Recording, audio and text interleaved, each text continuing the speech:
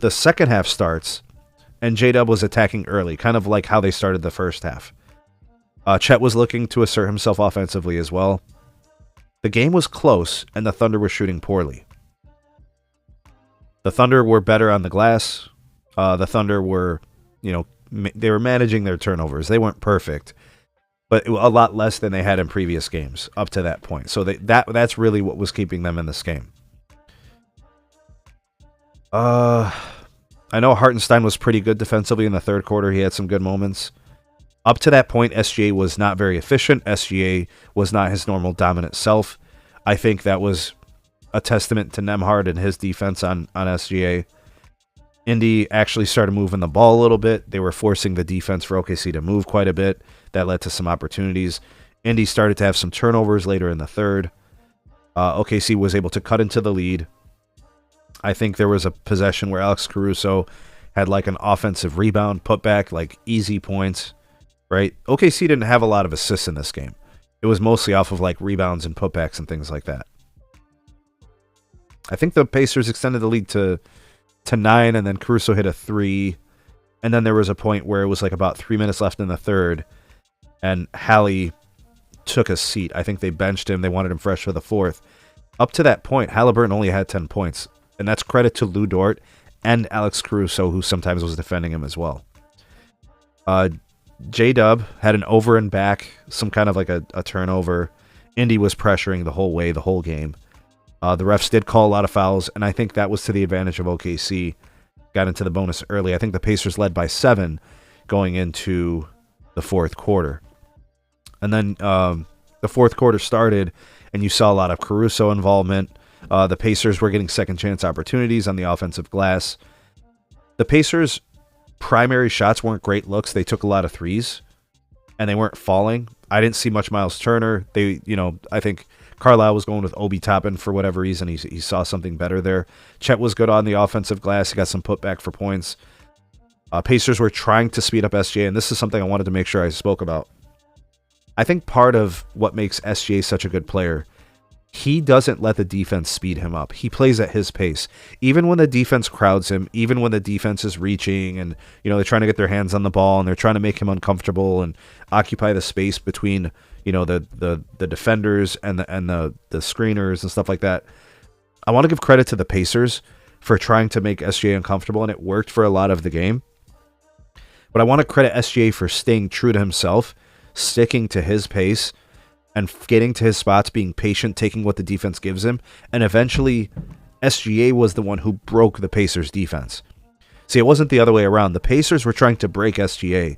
That didn't happen. He stuck with it. He stayed with the program. He stayed true to himself. And then eventually he broke out like in the fourth quarter, and I'm going to speak to that in a second. The Pacers, from what I could see, were looking for something from someone that they could not get that they were getting in previous games. So in previous games, it was Benedict Mathurin. In other games, it was TJ McConnell. Like I'm speaking to the last game specifically. Obi Toppin, right? Like they didn't get those huge breakout games from anybody, that was substantial enough to really set things apart in the fourth quarter. It was actually the Thunder who got the big performance from Caruso, obviously the defense from Lou Dort, SGA playing huge in the fourth, J-Dub having his moments where he was, scoring, giving that supplemental offense so that SGA doesn't have to do all the work. And I just noticed that with a few minutes left in the game, you could clearly see the Pacers were having trouble scoring while SGA was starting to cook. And the table was starting to turn. It was like the Pacers had been in control all game, and now the Thunder were starting to kind of execute at the end of the game. Like game 1 for the Pacers was game 4 for the Thunder.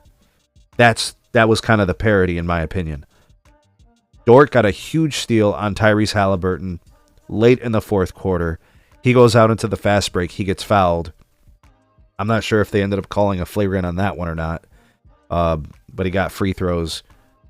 There was an active effort to get Nembhard off of SGA, get a switch for Nesmith, because Nesmith is a slightly more reckless defender.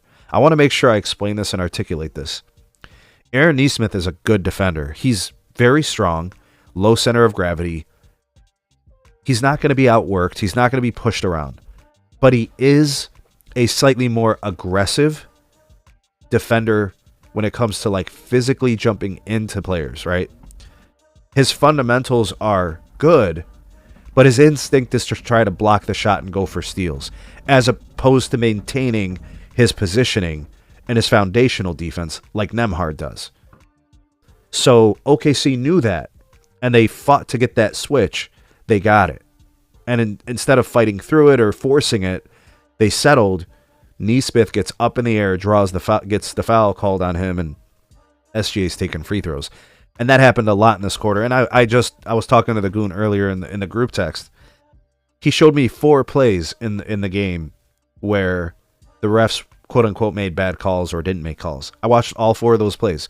The only one that the refs got 100% wrong was the blocking call on Nesmith. That was a foul on J-Dub. That was a charge. Nesmith's feet were set. There was contact. He fell. It should have been a charge. That may have changed the game. You never know. So they blew that one. The other 3 plays where SGA was drawing contact, he was getting fouled. He did get fouled. Are they kind of tic-tacky? Maybe. But it's not off-brand for the refs to call fouls for Shea. That's been happening all year. Nobody's better at drawing fouls than him, which emphasizes the communication of Rick Carlisle and the staff at Indiana. They must implore the defenders of the Pacers to not jump, to not get baited, keep him out of the paint, make the shots difficult and challenged, and we'll just live with it. And then to the last play where SGA Drew Nesmith caused him to go off balance, and then he kind of slipped and slid away and then hit that baseline fadeaway. First of all, credit to the shot. Second of all, the slip and to maintain the balance, collect himself and shoot is incredible. His body control is crazy. But I want to make sure we understand this. Aaron Nesmith was off balance.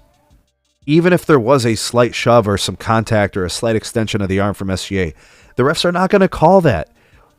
When have they ever made a call like that against an offensive player in the NBA Finals? You don't see that. It would be illogical and unreasonable to expect them to blow the whistle against the offensive player while the defensive player was off balance to begin with. They're not going to call it. Which is why it's so imperative that the defender on SGA must be playing good foundational defense, moving his feet, staying very close to SGA, but not fouling. It's the hardest thing to do. It's almost an impossible task. But when they gave up the switch with Nembhard and Nesmith, those were the types of things that the Thunder were looking for. And they executed to their credit. And SGA hit the shot. What you want me to tell you? What are you going to do? Bellyache and complain to the refs? The Pacers scored 17 points in the fourth quarter